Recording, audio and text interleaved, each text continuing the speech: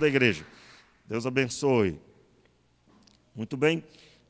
Eu gostaria que você abrisse a sua Bíblia em Malaquias, no capítulo 2. Malaquias, capítulo 2, a partir do versículo 5. Meus irmãos, o que pregar hoje à noite? E eu estava em oração, pedindo a Deus a direção. É claro, eu estou ministrando uma série de mensagens. Nós estamos agora ministrando a penúltima igreja.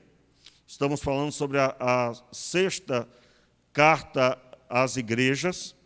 E nós cremos que Deus tem ministrado muito na nossa vida nesse período. Pelo menos eu tenho sido grandemente abençoado nos meus estudos para poder, então, pregar a palavra. E principalmente pela direção do Senhor para ministrar esse assunto. Mas no meu coração, o Senhor plantou uma palavra para ministrar hoje à noite sobre o fundamento de tudo que nós temos realizado como igreja e em todos os lugares, todas as igrejas. Como assim um fundamento? Por que nos reunimos? Por que estamos aqui? Por que tem um pastor? Por que há uma liderança? E o que Deus espera de toda essa organização que Ele mesmo orientou, que Ele mesmo deu a direção por meio da sua palavra?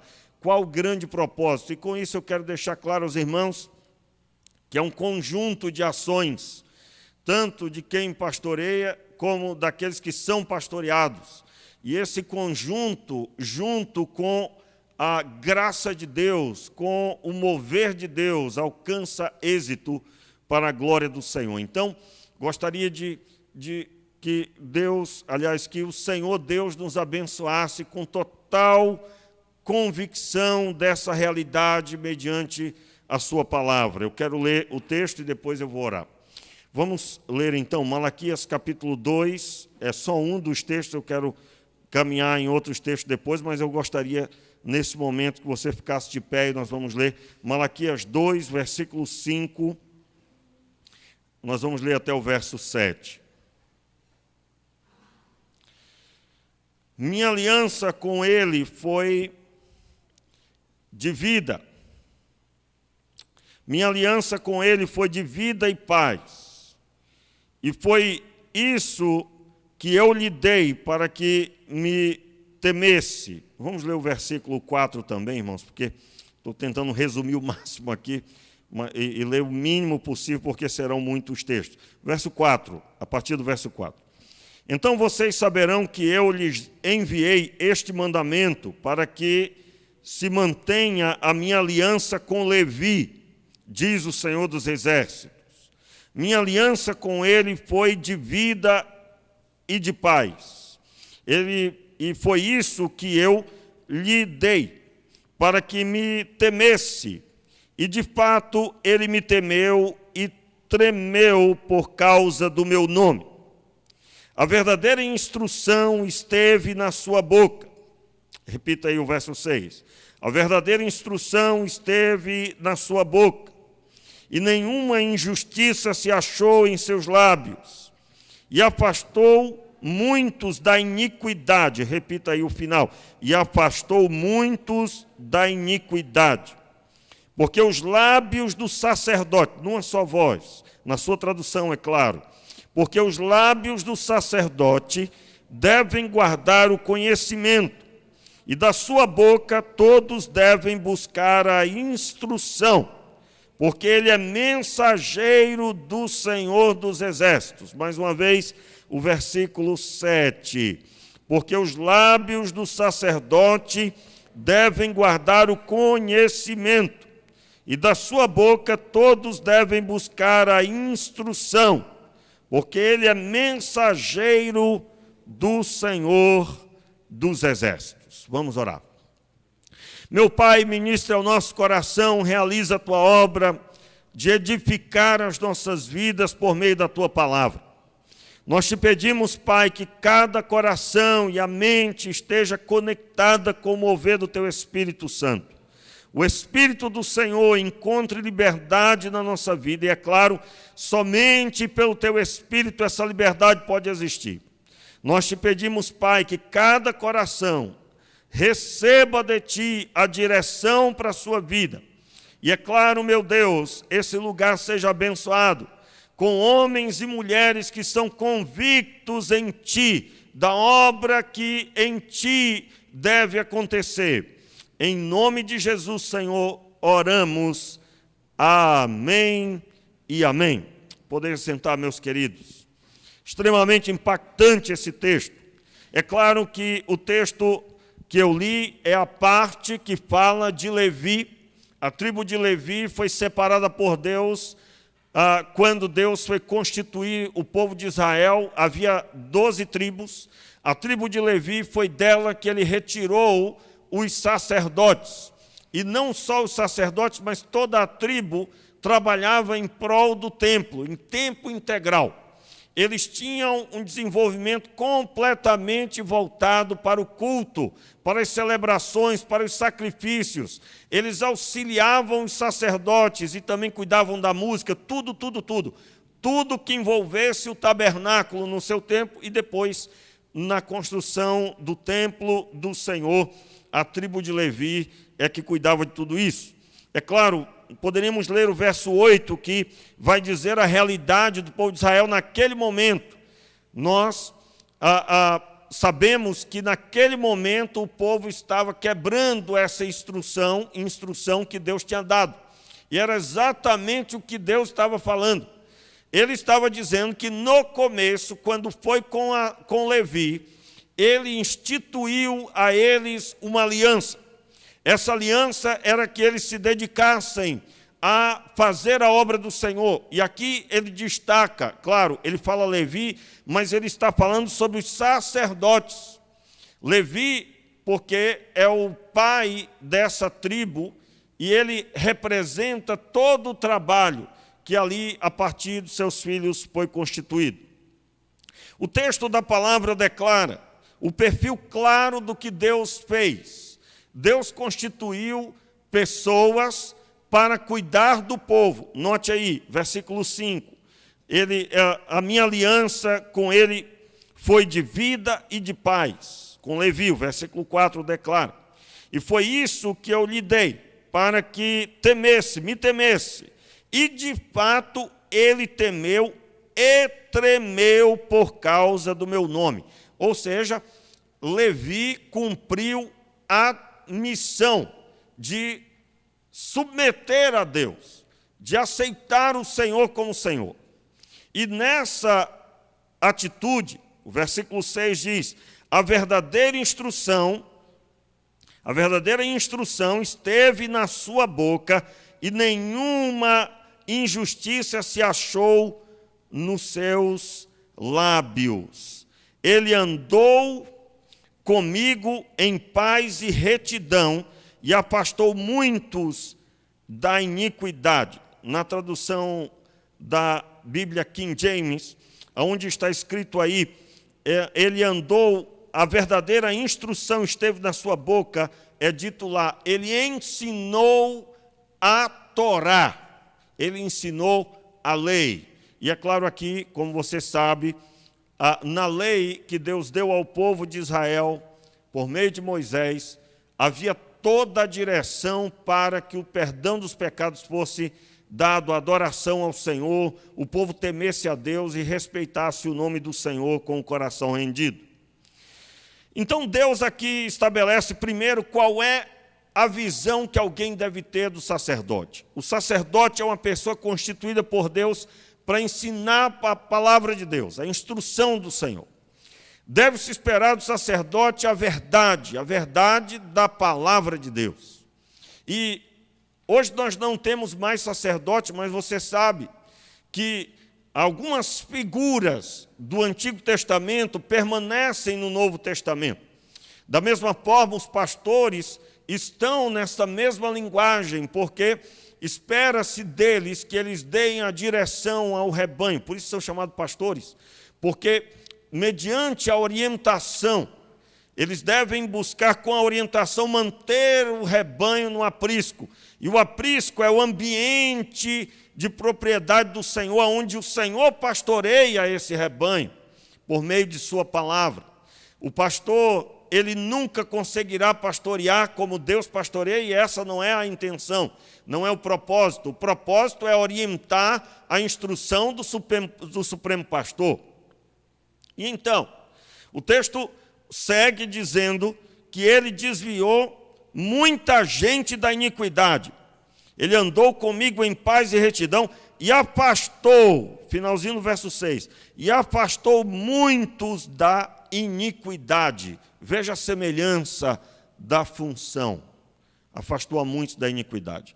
Você vai ler o texto de Esdras, que conta exatamente a origem, logo após Esdras, tudo que aconteceu no texto de Esdras e Neemias, é que vem o profeta Malaquias, após a construção, a reconstrução de Jerusalém, do templo, exatamente o rei da época, o rei da Pérsia, ele declara, olha, eu vou enviar alguém para ensinar a palavra do Deus da terra.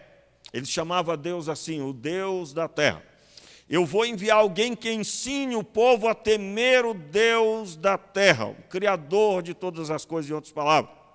E ele declara isso reconhecendo que sem o ensino e sem uma pessoa capacitada, no caso do texto de Esdras, é a pessoa do próprio Esdras, que era sacerdote, que era escriba, que conhecia a Escritura. Nós sabemos, meus irmãos, que aqui está claro que há uma função. Essa função deve ser colocada em honra. Considera-se pela Escritura que nós estamos falando da missão mais honrosa da terra, porque você imagina ser chamado por Deus, aliançado com Deus, para ser alguém que tem em si a instrução do Senhor, com o objetivo de desviar as pessoas do caminho mau. Quem estava para ir para o caminho mau deixou de ir. Essa é a missão de um pastor. Essa é a missão de um pastor, e no Antigo Testamento, do sacerdote. Mas o texto também mostra, é claro, que é uma participação.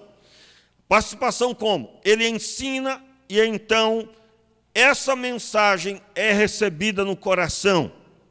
Você sabe que a palavra do Senhor dita ao povo é: quando ouvires a palavra do Senhor, cuide em cumprir. Cuide em cumprir.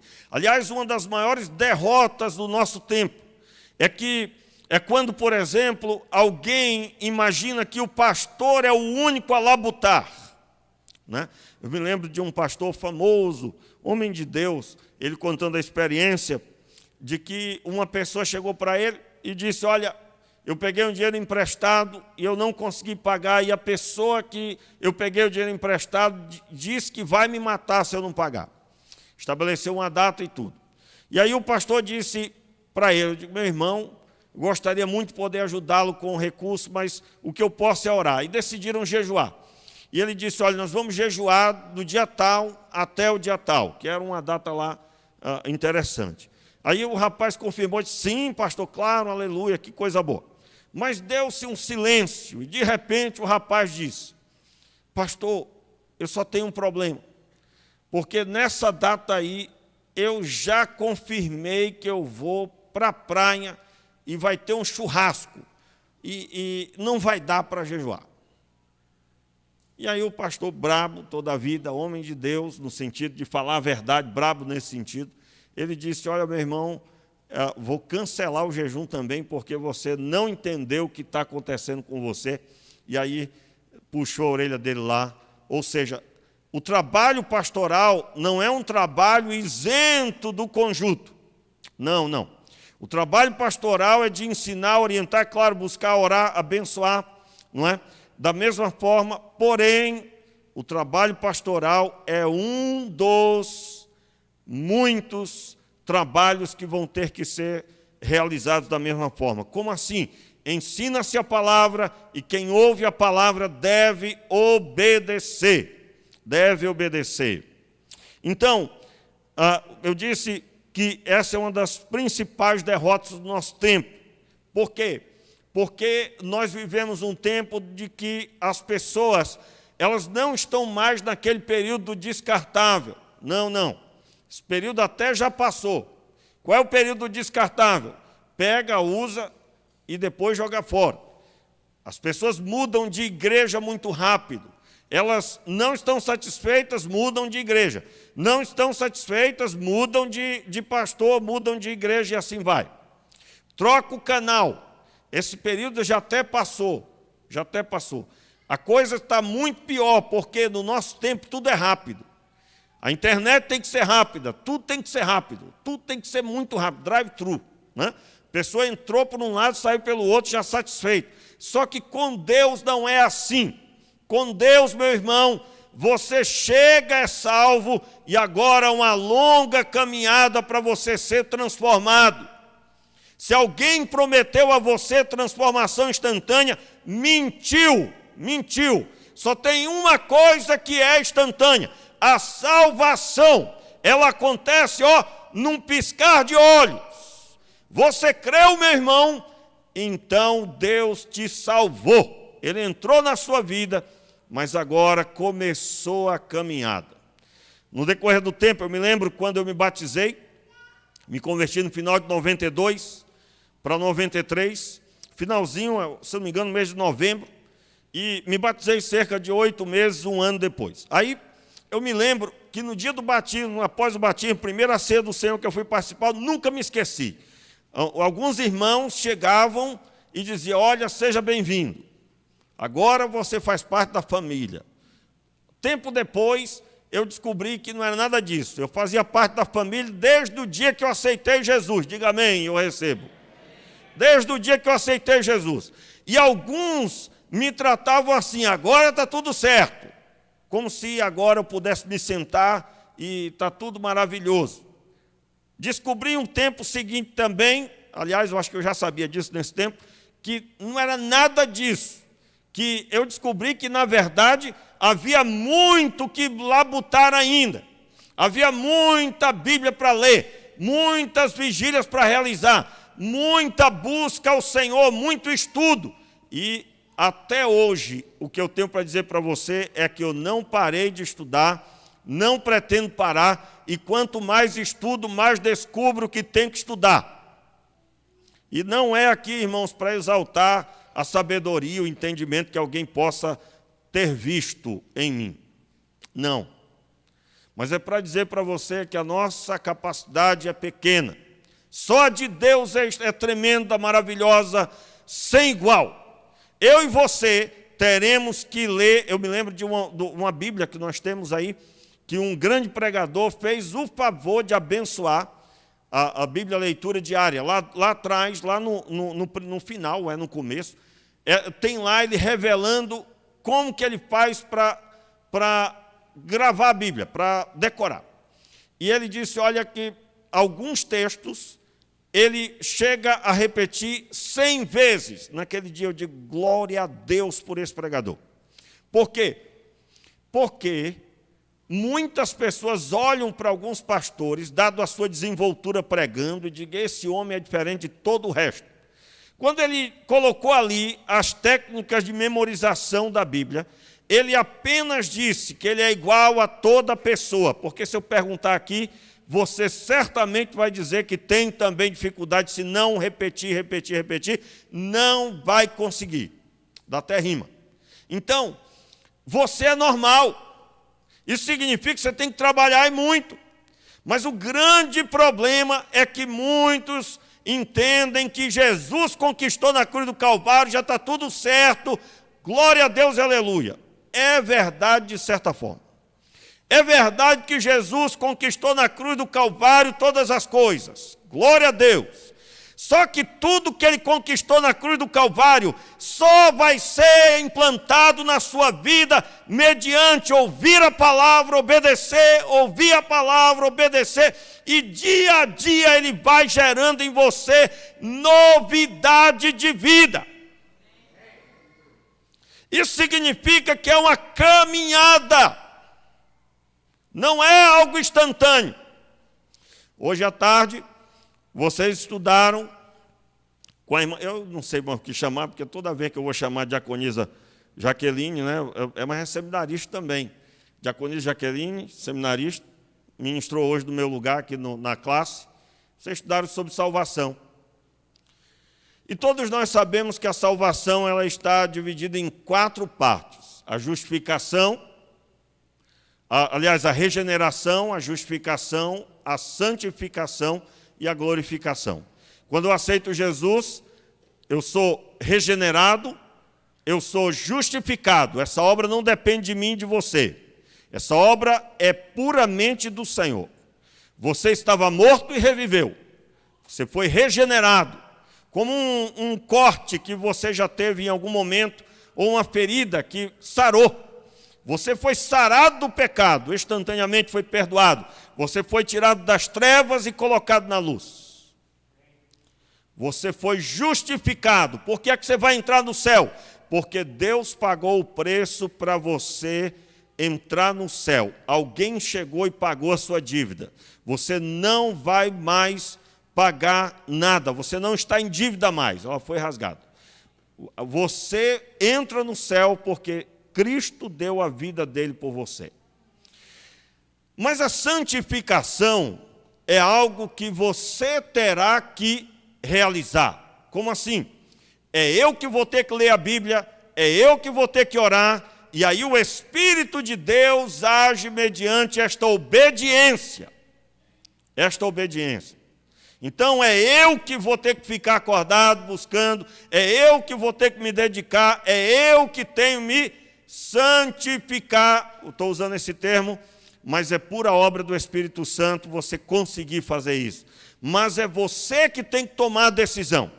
Senão, entra ano e sai ano e nada acontecerá. Porque somente mediante a obediência de tomar a cruz todos os dias e caminhar olhando para Jesus, que é autor e consumador da nossa fé, é que nós vamos conseguir realizar e alcançar o grande alvo.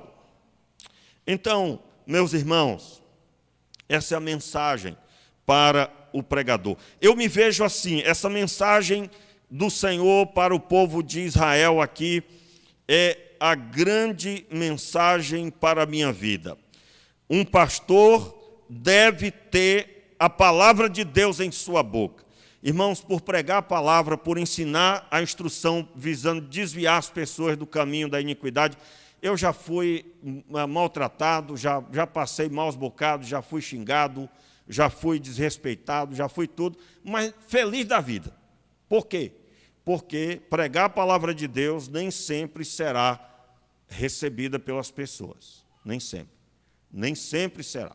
As pessoas muitas vezes vão repudiar, principalmente quando a pessoa quer porque quer o pecado. Aí chega alguém dizendo, não, pecado não, filho, é por aqui desse jeito. Mas pastor, isso é muito duro. Eu digo, rapaz, você pensa que é só Deus que tem uma vara e um cajado? É? O pastor também usa vara e cajado, então não é só rosas não.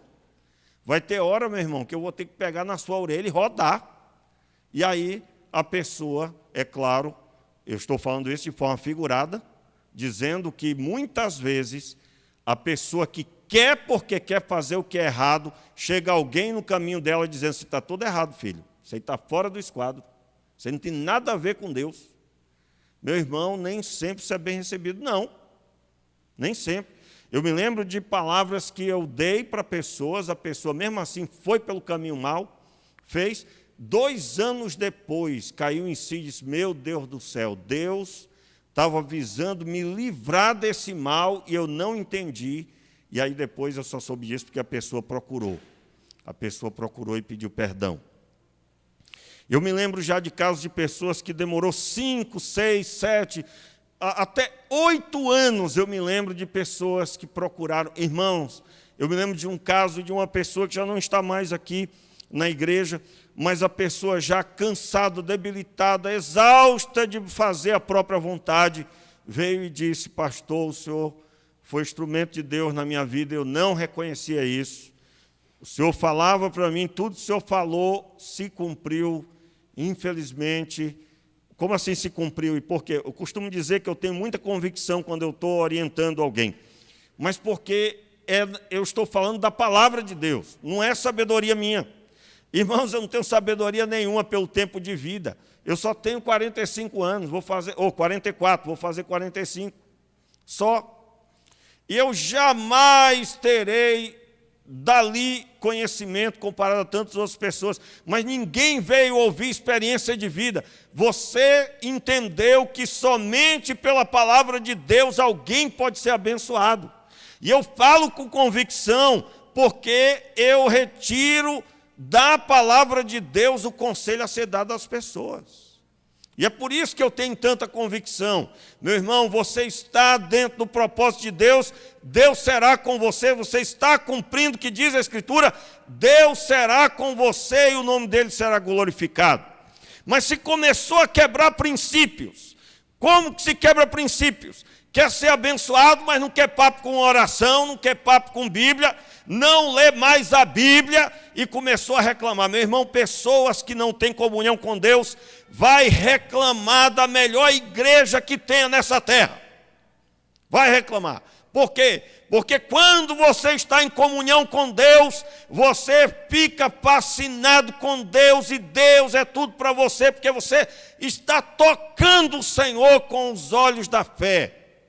E então a sua vida está satisfeita. Mas se sua vida estiver vazia de Deus, você vai arrumar problema para você e talvez até para os outros. Então, a missão para um pastor é que ele seja aliançado com Deus, que ele tenha compromisso em pregar a palavra de Deus de verdade, que ele tenha compromisso de viver no temor do Senhor e no tremor do nome dele. Mas, mediante tudo isso, qual o objetivo? Qual o objetivo? Abra a sua Bíblia aí, em Efésios capítulo 4, por gentileza. Efésios capítulo 4, o versículo 11, por gentileza, abra a sua Bíblia. Efésios capítulo 4. Glória a Deus. 4, versículo 11, eu quero ler com você. Deixa eu só pegar aqui. Efésios, capítulo 4, versículo 11. Diz assim a palavra: e ele mesmo concedeu uns para apóstolos, todos estão comigo? E ele mesmo concedeu uns para apóstolos, outros para profetas, outros para evangelistas e outros para pastores e mestres. Com o quê? Com vistas ao aperfeiçoamento dos santos, para o desempenho do seu serviço, para a edificação do corpo de Cristo, até, repita, até que todos cheguemos à unidade da fé e do pleno conhecimento do Filho de Deus, à estatura de pessoa madura, à medida da estatura da plenitude de Cristo. Verso 14, para que não mais sejamos como crianças, arrastadas pelas ondas e levadas de um lado para o outro por qualquer vento de doutrina, pela artimanha das pessoas, pela astúcia com que induzem ao erro. Veja bem, Paulo aqui está deixando claro a dinâmica da igreja, como funciona, para que existe, por que se reúne e por que tem pastores. Aliás, aqui tem uma lista, são os apóstolos, os profetas, aqui pode ser os pregadores, não é porque, não, irmãos, nem todo pregador é pastor e nem todo pastor é pregador, né? Eu soube disso, eu me lembro de um pastor antigo que eu conheci, homem de Deus, cheio do Espírito Santo. Não era o dom dele a pregação, mas cuidava do aconselhamento de uma forma especialíssima. E o contrário também pode acontecer, nem sempre a pessoa é de todos os dons, os talentos. E então aí os profetas, os evangelistas e outros para pastores e mestres. O mestre é aquela pessoa mais voltada para o ensino, onde vai a fundo na Escritura.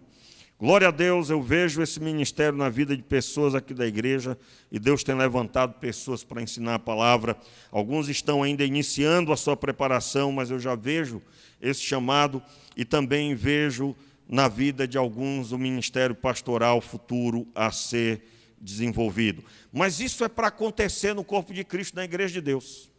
É para ser isso. A pessoa chegou e há um conjunto de pessoas que sabem o seu chamado, que estão aliançadas com Deus na missão, na função de ensinar a palavra. E esse conjunto de tarefas tem um objetivo. Vamos reler aí o versículo 12, que diz: com vistas ao aperfeiçoamento dos santos, para o desempenho do seu serviço, para a edificação do corpo de Cristo. Eu quero ler em outra tradução aqui, na tradução King James, que gosto muito, que diz assim: com o propósito de aperfeiçoar os santos para a obra do ministério. Veja bem, aperfeiçoar os santos para a obra do ministério. O crente tem, completa aí, pessoal, ministério. Diga aí, o crente tem ministério. Desse jeito não tem ministério nenhum. Vamos lá, diga forte. O crente tem ministério. E por que ministério? Ministério vem da palavra ministrar. Ministrar significa servir. Imagine um garçom com comida levando para as pessoas. É essa a visão que se tem de quem tem um ministério. Ministério. Pessoa que tem um ministério significa que ela é garçom, ele é uma pessoa que vai servir comida, e a comida é a palavra de Deus. E aí, o texto vai dizer, aqui, está dizendo claramente, que o objetivo desses homens de Deus, essas pessoas com talentos e dons, é que o povo de Deus alcance a bênção de ter um ministério, e esse ministério é para os santos. Todo mundo que se converteu é santo. E esse santo, porque ele deve buscar a santificação, porque assim como Deus é santo, ele também é. Para que o corpo de Cristo seja edificado. Infelizmente, irmãos, no nosso tempo nós temos uma compreensão errada, e isso eu creio que vai se encerrar em nome de Jesus. Eu digo nas igrejas de uma forma geral. Você percebe alguns ministérios que parece que a responsabilidade de edificar a igreja é do pastor. No sentido de que se a igreja não cresce, ou a igreja não cresceu, é porque o pastor... Está tudo errado isso aí. Quem constitui o corpo é o Senhor. E Ele constituiu pessoas para ensinar a palavra. E aí, conforme a dinâmica que eu disse, Ele ensina, a pessoa ouve, põe em prática e se torna um jardim de Deus. E essa é a grande transformação. Eu me lembro de um livro que nós lemos no seminário, o tema era o pastor contemplativo. E ali contava a história de um pastor que no seu ministério, durante todo o seu ministério, ele teve um número reduzido de pessoas. Ele tinha lá uns 15 principais que ele cuidava de verdade, de verdade. E é claro, esses 15, eu esqueci o número já de pessoas, faz muito tempo que eu li, esses 15 também cuidavam de um grupo de pessoas, mas a igreja era pequena. Mas você ia conversar com eles e você encontrava neles a vida de Jesus. Aquele pastor, e escreveu o livro, ele lidou ali com aquelas pessoas com o objetivo de que elas alcançassem um grande alvo. Qual é o grande alvo? Por que você vem à igreja? Por que você faz parte da igreja? Está escrito, continuando a leitura, o versículo 13, até que todos alcancemos a unidade da fé e do conhecimento do Filho de Deus. Veja como é progressivo o crescimento. Até que todos alcancemos a unidade da fé. O que é a unidade da fé? Todos têm uma só visão sobre a fé. E aí, é claro, vou dar um breve resumo disso. Jesus é o único Salvador. Deus o constituiu Senhor sobre todas as coisas. E assim todos que o seguem, todos que na semelhança dele vivem, também receberão o benefício que ele conquistou. Eu estou dando só um exemplo de unidade da fé. Pastor, é claro, concordo. Meu irmão, o discurso, a mensagem é uma coisa, a prática na vida é outra. Muitos já ouviram isso a perder de vista, mas Cristo passa longe da vida da pessoa. Ela não sabe o que é viver isso na prática.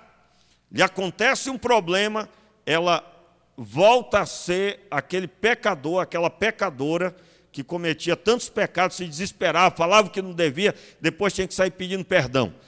Eu vou fazer uma pergunta para você. Você sai pedindo perdão de vez em quando? De vez em quando você tem que sair pedindo perdão. Pois é, meu irmão, você ainda é menino. Só menino é que vive fazendo coisa que não deve fazer. Mas calma aí, nós vamos chegar lá. Vamos lá. O versículo diz em seguida, verso 14.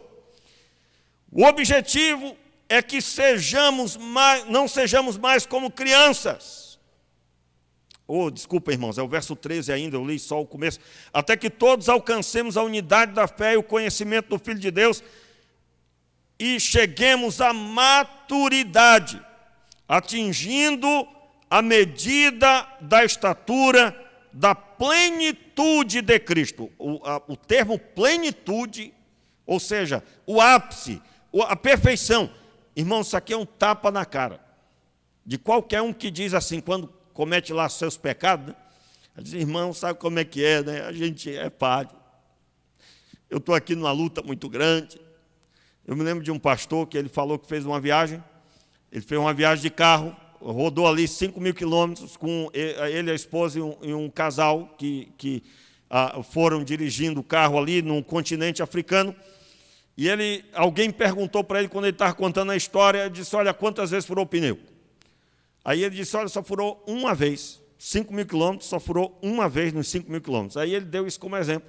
Ele disse, é desse jeito que tem que ser a vida do crente. A nossa caminhada é longa, mas o pecado tem que ser uma coisa ínfima, não pode ser uma rotina. Irmãos, a grande dificuldade é que o pecado é uma rotina e a fidelidade é uma eventualidade. A pessoa anda mais na carne, se é que é possível, andar na carne e no espírito. Ou está na carne ou não está. Já viu aquela história? Pessoa, pastor, hoje eu consegui ser uma bênção. Hoje o culto foi maravilhoso, foi alimento de manhã, de tarde, de noite. Aí no outro dia, é a segunda-feira, já acorda chutando o cachorro, coitado. Tem nada a ver com isso. Já cria raiva do patrão, que é o final do mês. Irmão, já viu aquele pessoal que fica com raiva do patrão porque acabou o dinheiro? Esse patrão me paga pouco. Meu irmão, se acabou o dinheiro, o problema é seu. Você que tem que resolver isso. Ou você vai ver o que é melhor, ou talvez tem que aprender a administrar mais, porque ainda que é pouco, mas você tem que dar um jeito. Ele não é responsável pelo que você faz com o seu dinheiro. Mas já viu essa pessoa transfere a responsabilidade? Ela vive colocando a culpa nos outros. Irmãos, é muito importante o crente ser autorresponsável. Ser responsável pela sua vida espiritual. Se sua vida espiritual está mal, não vem botar a culpa no pastor não, meu filho. Não bote a culpa no pastor, não bote a culpa na sua mulher que não está orando por você. Não coloque a culpa no seu marido, que não é governador e não está orando por você. Você é que tem que orar e que tem que ser uma bênção. E é claro, somado ao trabalho do corpo de Cristo para que você seja edificado. O texto da palavra vai dizer então, finalmente, no verso 14, o objetivo é que não sejamos mais como crianças, levadas de um lado para o outro pelas ondas teológicas, ou por todo o vento de doutrina, nem jogados para cá e para lá, por todo o vento, todo o vento de doutrina, e pela malícia de certas pessoas que induzem os incautos ao erro. Então, como eu estava dizendo, uma pessoa que vive pedindo perdão, vive se consertando com pessoas, vive fazendo algo que não deveria ter feito como crente, essa pessoa não é madura espiritualmente. Agora, irmãos, no nosso tempo o número não é pouco. Está incluso aí muita gente. Todo mundo tem algo a consertar. Agora, quando que isso vai mudar? Você precisa declarar que você vai buscar a plenitude de Cristo. E a plenitude de Cristo é manifesta mediante o ensino da palavra. Irmãos, Ô geração que não poderá reclamar no dia do juízo, porque agora mesmo, se você estivesse em sua casa ou no momento de estudo, se você tiver qualquer dúvida sobre qualquer assunto bíblico, você escolhendo um pastor sério, que ensina realmente a palavra de Deus, que tem um objetivo sério de ensinar a palavra, você jogou o tema, você vai ouvir palavra profunda de Deus. É verdade ou não é? É ou não é? Não tem mais como alguém dizer, mas eu não sei. Eu me lembro, irmãos, quando eu me converti, havia 4 Bíblias de estudo. Era a Bíblia Thompson, Bíblia Vida Nova, e tem uma outra que eu não lembro agora, talvez o pessoal me ajude aí depois a lembrar, mas eram as 4 Bíblias de estudo.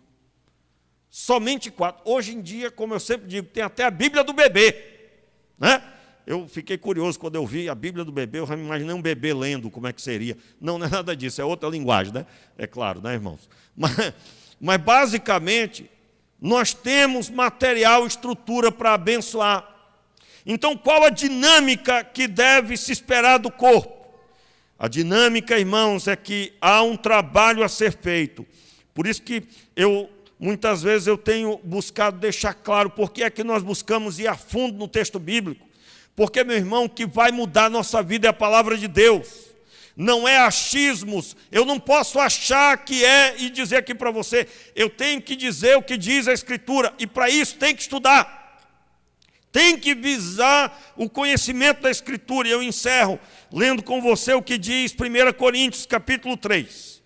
1 Coríntios capítulo 3, a partir do versículo 4, diz assim.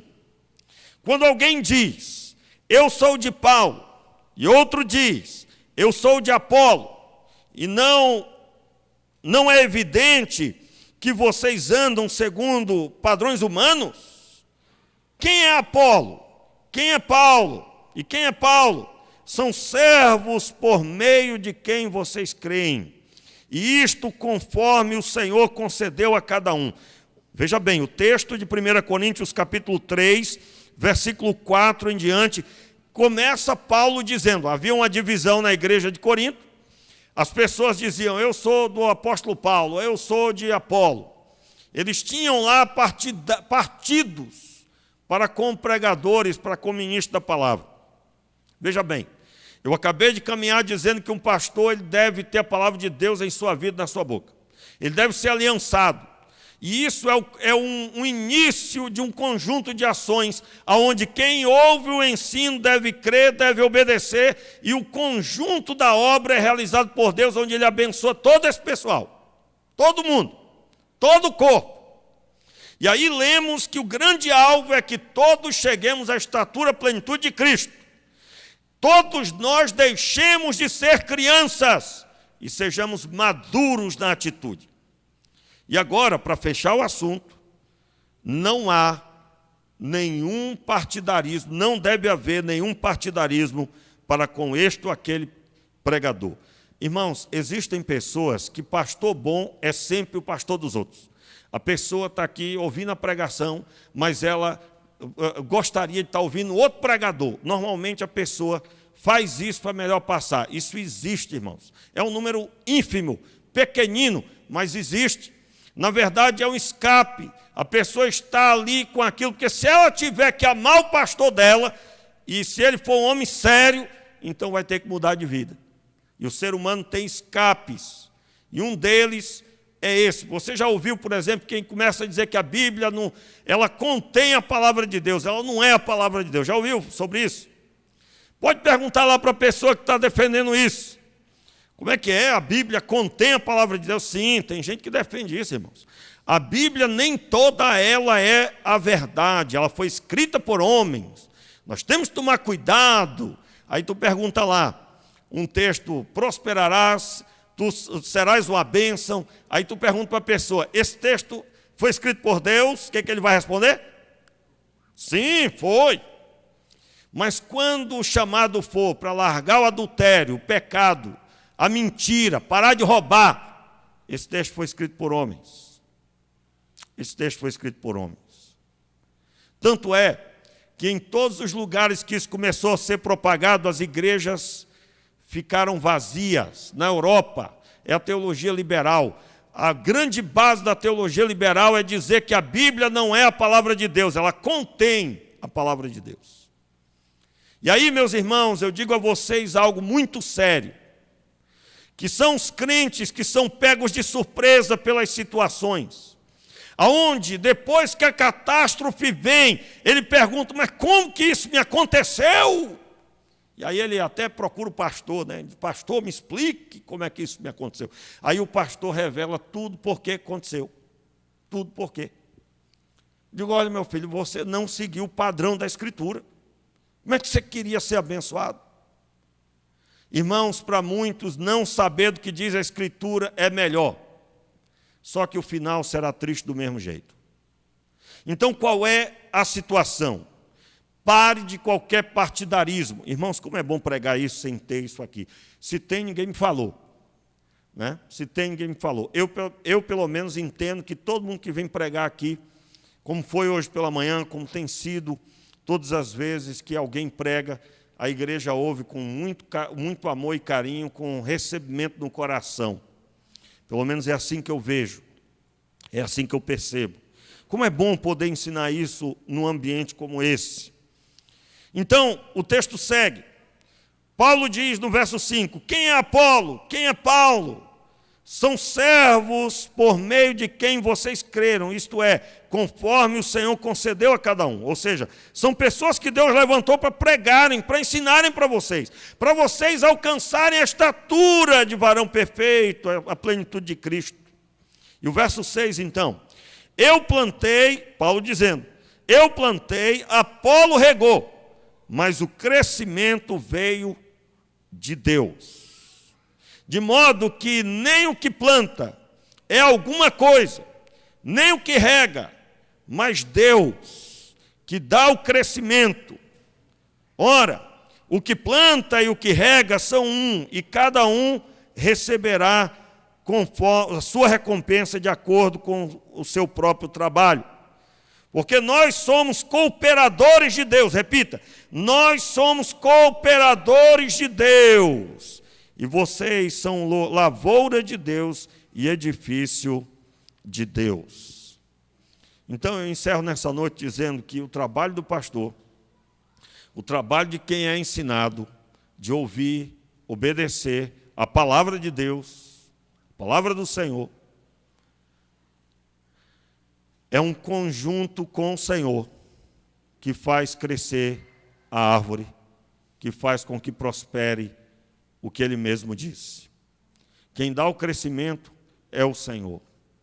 Então a minha oração ao Pai é que você compreenda essa dinâmica que se chama igreja e que você seja feliz por fazer parte de uma igreja, que você se sinta feliz, amparado, abençoado por ser membro de uma igreja. Se você está chegando agora, você vai se batizar em breve, ou você nem sabe o que é o batismo, mas você quer obedecer a Deus, e, portanto, vai chegar o seu dia.